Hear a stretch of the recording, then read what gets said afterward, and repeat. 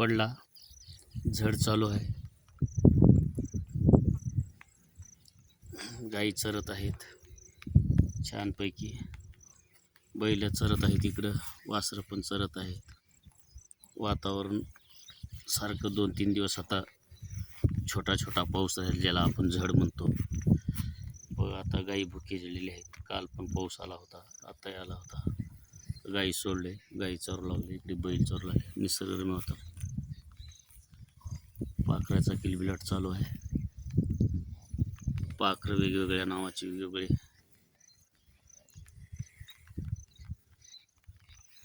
शांत वातावरण आहे. बगळे आलेले आहेत.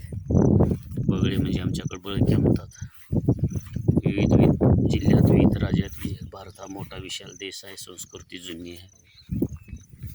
वेगवेगळ्या नावानं प्रांतात, जिल्ह्यात वेगवेगळ्या नावानं थेंब छोटे छोटे चालू आहेत. मी आता छत्री घेऊन थांबलेलो आहे. थेंब बघत आहे.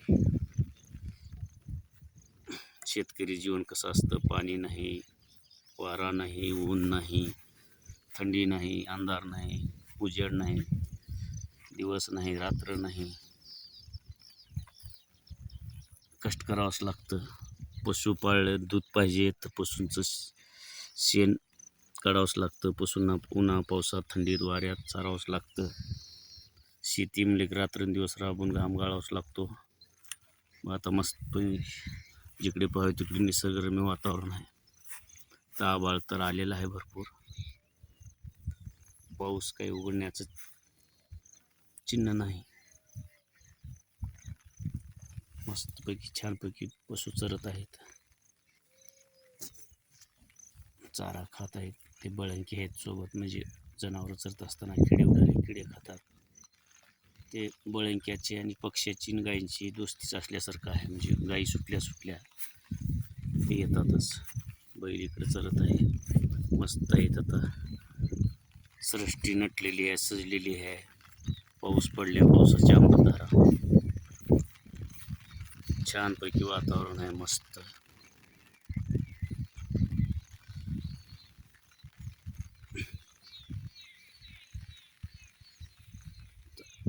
छत्री घेऊन उभा आहे.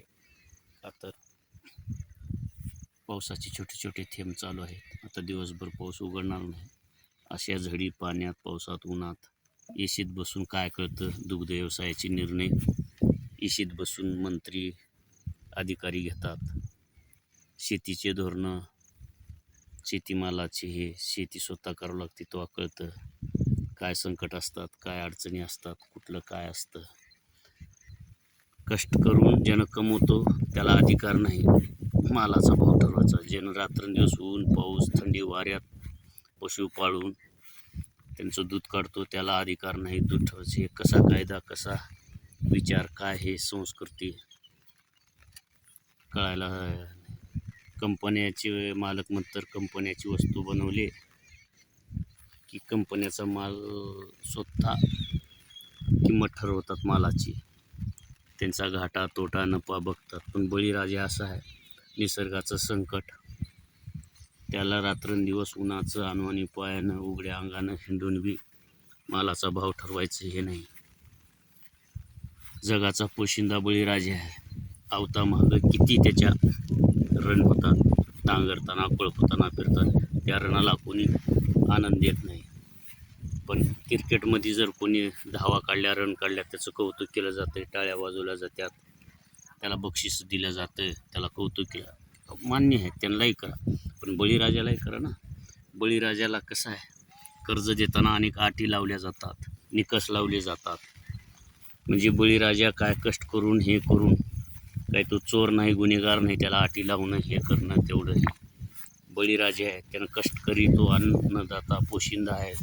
त्यानं कष्ट केला, अन्न पिकवला, घाम गाळून जमिनीतून मोती पिकवला तरच आपल्या ताटात अन्न येतं आणि आपलं पोट भरतं. पण त्याचं कोण?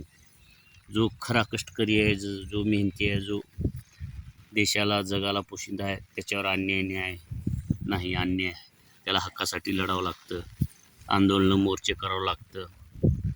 क्रिकेटपटूला नाही, कुठल्या ह्याला नाही. जे काय चाललंय, काय चालू आहे ह्याचं काही भानच नाही. असल्या पावसात सुद्धा कष्ट करावं लागतं, पशु पाळावं लागतं, शेतात काम करावं लागतं, पण त्याला न्याय नाही, त्याला कुठला स्थान नाही, सन्मान नाही, काही नाही. बघा हे छोटे छोटे पाऊस पुढं आहेत. असो जे असेल ते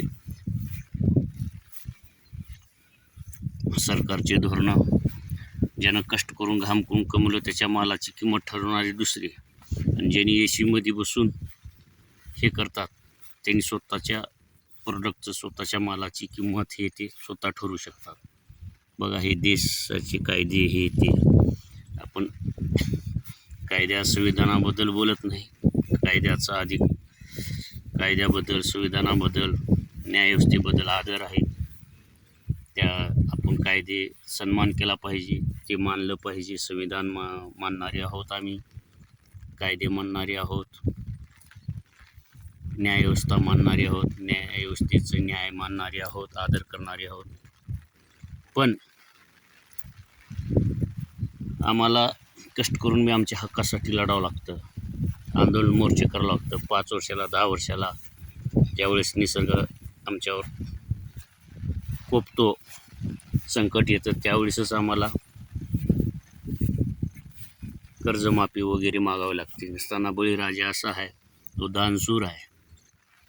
त्याच्या घरी आलेला माणूस उपाशी जात नाही, त्याच्या खळ्यावर किंवा शेतात आलेला माणूस धान्य घेतल्याशी जात नाही. असे आम्ही दानशूर असतानाही आमच्यावर निसर्गाचे संकट, शासनाची धोरणं, नीती, यामुळं आम्ही वैभव, समृद्ध आणि उभा टाकत नाही. आमच्या डोक्यावर कर्जाचा बाजार आहे.